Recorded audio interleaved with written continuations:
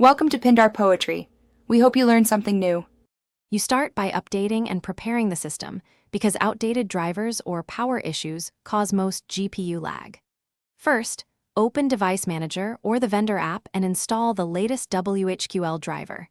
This fixes performance regressions and improves scheduling. Once done, switch Windows to high performance and close heavy background apps to free CPU cycles and RAM for the GPU. Also confirm the GPU is firmly seated and PSU-PCIe cables are plugged.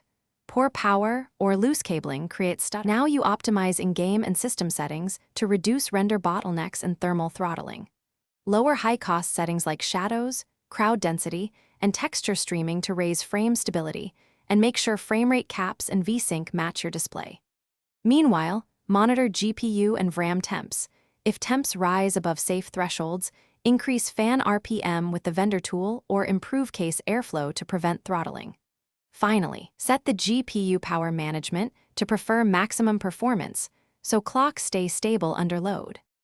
Finish by validating fixes and preparing a troubleshooting path if lag persists. Run a benchmark or a looped in-game scene to check frame time consistency. Spikes show stutters rather than overall low FPS. If a new driver made things worse, roll back or use display driver uninstaller and reinstall a stable release.